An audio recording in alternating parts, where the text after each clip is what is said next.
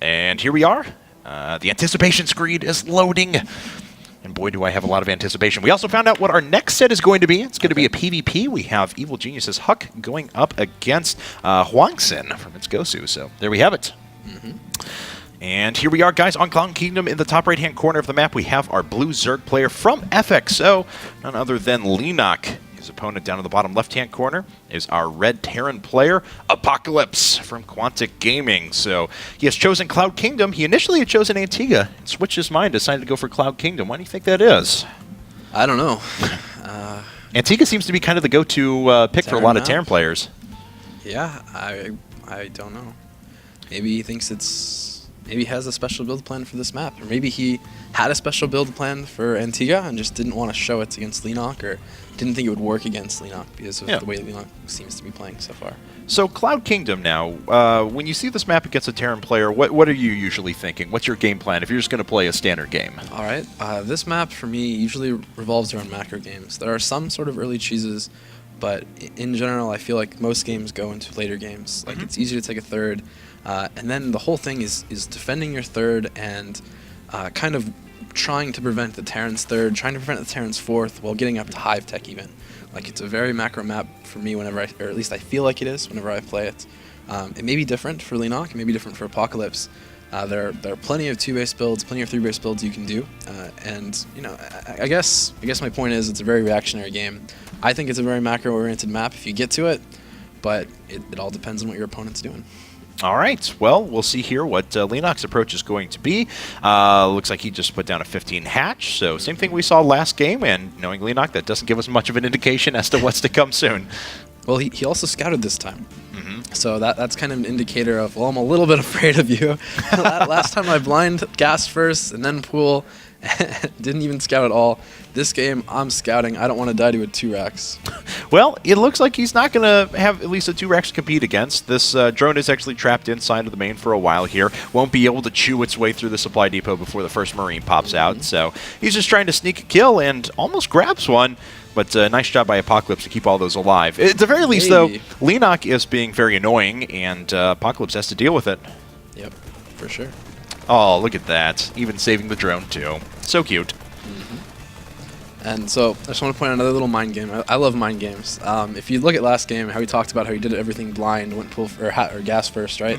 If a Terran sees that, and he did, a lot of Terrans will think, okay, he doesn't scout, he plays really blind, I can do a 2-Rax, and it'll be really, really good. And then Leenock scouts for it. Like that's just that's like a trap that Leenock had prepared for Apocalypse, and Apocalypse didn't fall for it. No, not at all. But Leenock now doing things just a little bit differently. Decided to put up his pool just before gas, but his gas is coming up at a relatively normal time. So 2 queens are on the way, and it'll have his speed at a in the not too distant future. But we'll see here what these guys can do now. As Apocalypse, in contrast to last game where he decided to go for the very quick 3 command centers, deciding to go for double gas a little bit earlier on. A little bit more normal. This is interesting. A lot of times you see 1 gas and then a factory right after kind of. This is going to be a 2 gas. I wouldn't be surprised to see some sort of Banshee Hellion play maybe earlier than normal with Cloak. But he does have his 3rd command center coming up. So it'll be really interesting to see what he does from here. All right. Well, you know, a variety of styles on this map are possible. You know, just a couple of siege tanks here outside of your, in between your natural and your third can actually watch a very wide range if you want to play a very turtley style. You know, we've seen a lot of players effectively use Banshees here, too, as a way to eventually transition into mech. We've seen players like Thorzane that have gone with a really cool biomech composition. They sit back and they just wait and move up to Raven. So this map does offer a lot of flexibility, if nothing else. For sure. Leenock just getting a bunch of queens, so I'll have 4 really shortly, which is really nice. It lets him spread creep really quickly. He's also taking 2 gas before his next hatchery, getting speed right away. This is actually a really interesting build, where Leenock could go into an aggressive build if he sees something that tips him off to it, I guess. Yeah, most of the time when you see those quick 4 queens, or at that point, they've usually gone without gas for a little while, but Leenock, no, just powering ahead and really banking it up. Roach Warren is once again on the way, and a third gas. Wow. Yeah, I know. That's what I'm wondering, too. Like, what is Leenock up to? He's certainly going to have a lot of flexibility.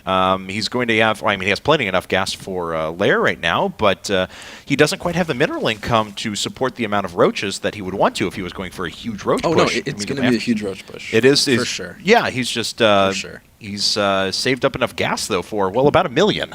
Yeah, that's the thing, I guess. It's kind of not perfect, right? It could have been done slightly better, I think. Not to critique him at all, because maybe it's a build where he doesn't want it to be perfect. He doesn't want to throw in a whole bunch of roaches. It's not going to be the same build, right?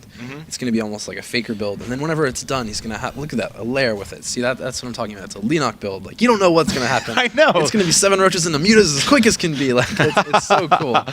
That's right. Well, yeah, if we had seen an entire 3-game set with Leenock, and Queens are out all the way across the map, if we had seen a 3-game set of Leenox without any mutas, I would have been sorely disappointed. Well, we still those Queens walking are really cool. I like them. Yes. We're Well, gonna have a transfuse each. There's gonna be a bunch of roaches, bunch of lings that can turn into banelings. very cool and very stupid, as these Queens have no. I was Queens off of creep just always look so foolhardy to me. He can spread creep with that overlord now because the lair's gonna be about done and lead on some creep tumors directly in front of the Terran's base at this point. Oh, that's awesome. There's already a couple of bunkers, and there are Banshees in the air, though, so Apocalypse needs to do a ton of damage and needs to do it very quick. The Banshees aren't going to be as strong against this because there are 2 Queens just sitting there with transfuses waiting. That's another reason why this is a really interesting and beautiful thing. A lot of times people do this with a Nidus Worm.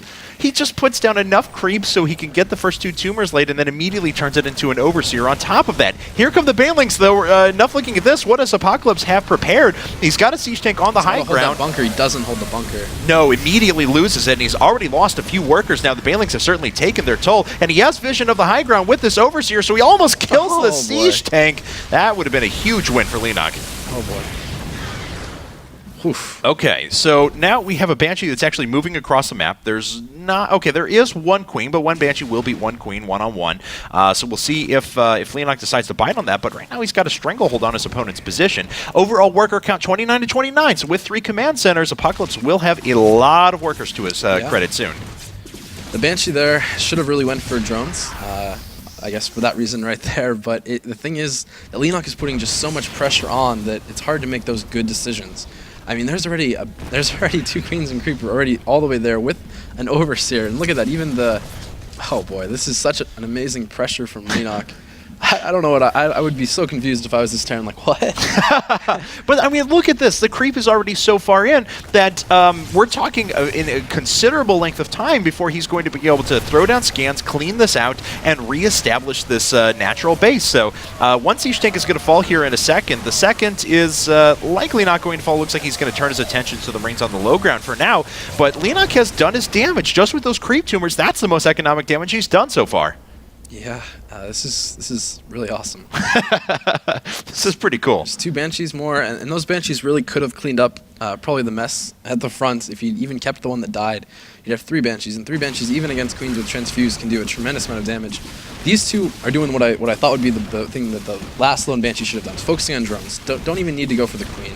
He's going to go for the Queen again. If he can pick them both off, that'll put him in a great situation. It's just going to be really tough to do that. He loses a Banshee for it, and already there are Infestors coming. Think about how many more drones those 2 Banshees could have picked off and then left. It's going to be an interesting trade-off. Like, now he's getting them free, though. Yeah. And he got both Queens, so... All right. Crazy. Okay, well, you know, he's equalized the workers killed. Let's actually take a look at the overall worker count, 29 to 32. Of course, we mentioned before, just 2 hatcheries producing stuff. He knows that the Infestation Pit is in play, and Apocalypse has done a ton of damage with this. Oh, boy, I was so wrong, man. Go for those Queens in this situation. Wow. Yeah, I think this is kind of interesting because Leenock could have easily put 1 Spore. Imagine how crazy this would be if there was 1 Spore, or even just a 3rd Queen. A 3rd Queen does the same thing where, well, and there's the Spore in the main. Okay, so imagine if that Spore in the main was the natural, but it wasn't. And this is really good from Apocalypse, putting a whole bunch of pressure on and really forcing Leenock to be focusing here instead of focusing on anywhere else, anything else he wants to be doing. Yeah, I mean, and on top of all of that, most of these Infestors are now low energy because they were forced to use their fungals on that, so it's not like Leenock has any ability to move out across the map anytime soon. He's got to reestablish his economy while simultaneously trying to take a 3rd base. All the while, Apocalypse is sitting back, and he's amassing a very large force. 2 siege tanks, a ton of Marines, Banshees still being made at the same time. I mean, this is going to be tough for Leenock. He has to be placed still. I know. That's not going to be able to move for such a while, too. Oh, it's so cool. I mean, this is a huge inefficiency in mining right now, so this is continuing to do economic damage. Does it make up for all that he lost before? I don't know. Oh boy. Oh god, but there are That infestors. SUV that couldn't make the supply depot right there, it found them technically. But Apocalypse were like, oh, it's just an error in the client. No, that was an infestor underneath your SUV. Oh man, and that missile turret right at the front, just a little bit too late. Oh man, and he is not going to suspect one thing here, and these are going to pop up and throw a lot of infested Terrans in a second. Oh yeah, they can wait. They have so many different possibilities. They could wait until there's a really good opportunity to fungal, and then, you know, put down a whole bunch of fungal, kind of destroy mineral line that, or you can just try and go for a CC if you wait long enough, and just throw down that many infested Terrans that you can focus down all the SUVs, and if they run, they get the CC too. And this Banshee actually cloaks back up, but Leenock was standing right under that with Changeling, so he knows that that's going to be the case. Apocalypse finally has retaken his orbital command at the normal spot, so his creep finally got away for him. Oh boy. And Leenock is accumulating quite a few resources right now. He has a bit supply blocked. Yep, and a little bit behind on pretty much workers, supply, everything. The thing that he's going to have to hope for is that those 4 infestors, I think they're maybe, nope, but whenever they get used, they have to be really well. And is the main almost mined out for Apocalypse already? Yes, it is. And because he's been dumping triple mules on that the entire time because he couldn't mine from the natural, you see how quickly a Terran player can actually go through a base. Well, this Banshee's still accumulating kills at the back. That's 42 workers killed for Apocalypse now. That is a staggering count. And he's baited more fungal growth from his opponent. Yes, the Banshee is finally going to die, but that economic damage is going to be felt for a while. Yep. And okay, so now that the tanks were moving, tanks were positioned so that they would have hit the infested Terrans as well. Yep, that was the cue that he was looking for. And he throws up all these infested Terrans. And this is going to be a very quick, very dead command center if he so desires. He's already killed a lot of workers that are sitting on top of this. And believe it or not, despite the economic damage he's taken, he actually has an overall worker lead somehow, some way. So those infested Terrans have already done quite a bit of damage. He just killed another like 12 workers just instantly. The trick here now is if you have to watch the other 4 infestors and see if any of them escaped. Like, where did they go? Where did they get right to? here. Right there? Okay, that's going to be the thing. He has to, like, he knows that he didn't go down. So now the Terran has to scan kind of all around, everywhere. Maybe if he had a Raven, it would be even better. And he has the tech lab on the building, but he's just making a medevac there. If he had a Raven there, that would be pretty cool.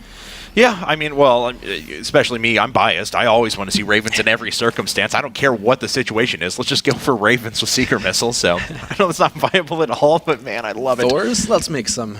Yeah, of course. Yeah, why need Thors when you could have Ravens? All right, so taking a look at things, Apocalypse has not had to sacrifice too much of his economy. I mean, he did lose the workers, don't get me wrong, but I mean, his mining efficiency is not that damaged because all of his workers are now sitting over at his natural and over at his third. It's equal supplies. I mean, the Terran, or the Zerg needs to have a higher supply almost always. He did, just about 2 minutes ago, though, is about 101 supply to 72, so Leenock's made that up a little bit, but he still has a long way to go. And upgrades, I think he's ahead too. His 2-2 started a lot sooner. Those 4 infestors that are still alive. Apocalypse has to get them. Oh, and they've got enough for, I was about to say, 3 infested Terrans apiece, so that's this is more economic damage that's about to be done. Yeah, it's one of those things where, like, well, I mean, your mind thinks, okay, he has to be alive somewhere, but I'm gonna blindly ignore them. Yeah. And it's not that mindset you can have. You got to get rid of these infestors, even if it costs you a whole bunch of mules or really pretty much everything.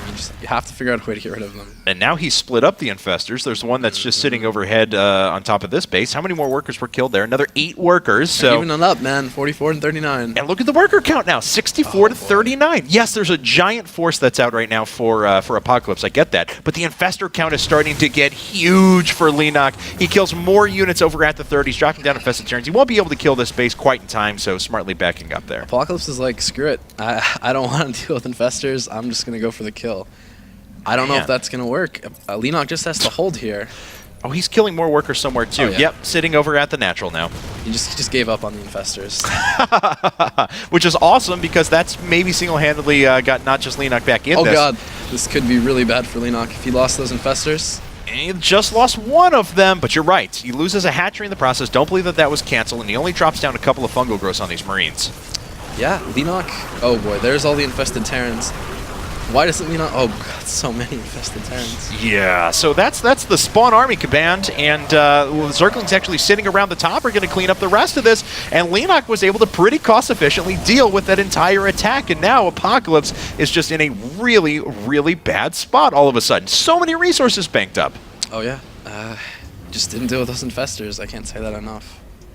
All right, and they're actually still hanging around and accumulating energy, so they are still going to be a threat for a while, man. So, what does Apocalypse do from here? What can he do?